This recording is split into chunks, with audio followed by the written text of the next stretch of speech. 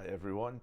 Today I'm going to be talking about what the meaning and purpose of life is. First of all, we will be talking about God creating you for a purpose. God created you for a purpose. Okay, so God created me for a purpose. How do you know this? I know this because of the unlikelihood of your existence.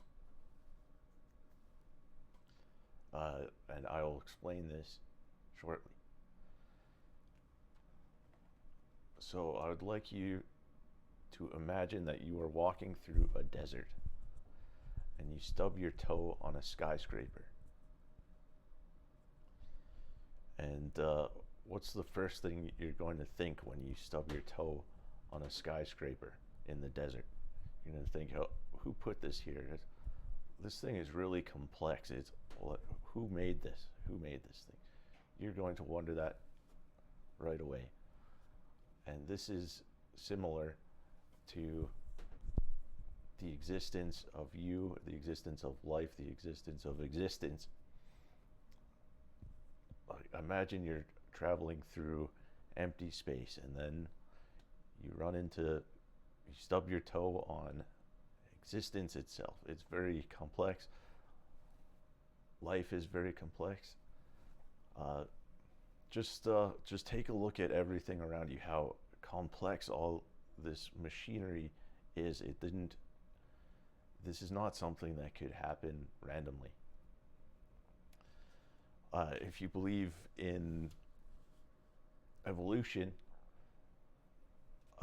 let's think of the first cell. The first cell that started it all, that is your ancestor in evolution. How likely is that to come into existence just on its own and have this infinite complexity and want to live and then want to become a human? It's just so unlikely that it's unfathomable. It's infinitely unlikely for something that like this to randomly come into being. And so you can conclude that it must have been made by something. There's some purpose for it. The most common arguments against this, okay, so if God created us, then who created God? Well, that doesn't matter, because the fact is you're still standing next to something infinitely complex. You're standing next to a skyscraper. Another argument is maybe time has just been going on forever. Maybe there is no start to things. Well, if there is no start to things, that means that there has been an infinite amount of time before us, which means everything that is possible to happen has happened already, and it's happened an infinite amount of times, and it will happen an infinite amount of times in the future.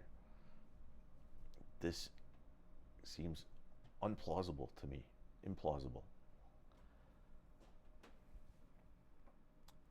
God created you for a purpose, for sure, because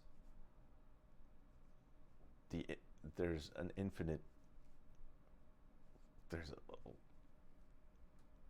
just no chance that you weren't created for a purpose, because otherwise you wouldn't exist, because life is so infinitely complex. Anyway, okay, so God created me for a purpose. Now what? We want to fulfill God's purpose for you being here. How do I fulfill God's purpose for creating me? In order to do that, we have to look at what did God give you?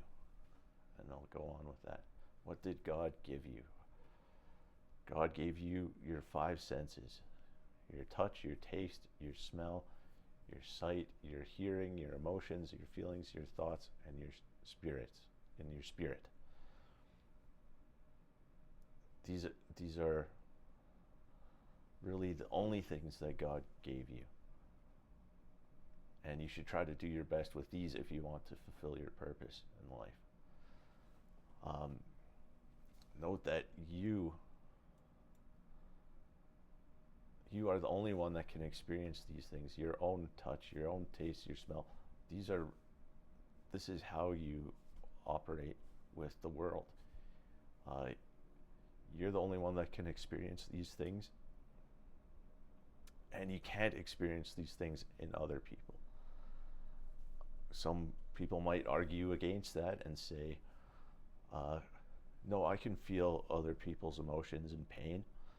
Like if I watch a skateboarding video, a guy falls down and he's hurt. Sometimes I feel pain. Well, the rebuttal to that is close your eyes. If you don't know if that person is feeling pain or feeling emotions, if you don't know about it, you can't feel someone else's pain or emotions. So these are the only things God gave me. So let's assume that you agree with that. So how do I do my best with those only things that God gave me?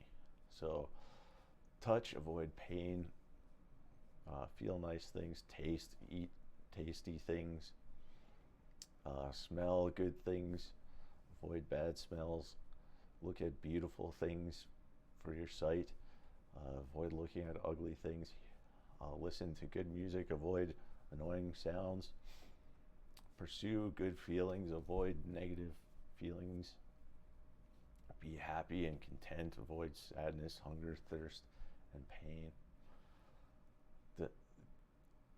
All of these go much deeper than this, but this is just a quick overview. For your thoughts, avoid negative thoughts, pursue positive thoughts. For your spirit, this one gets very complex. To feel good, and it's hard to say if your spirit even exists, but to do good with your spirit, you need to fulfill your purpose, help others. Other creatures were also created by God, and they're also very infinitely complex things. They're created by God. Avoid doing harm and do good. That's how you do good with your spirit. To conclude, do the best that you can with these things, and you'll most likely be fulfilling God's purpose for you. This is what the purpose and meaning of life really is. Do your best with these things. Really, that's all you have to do. Thank you so much for watching.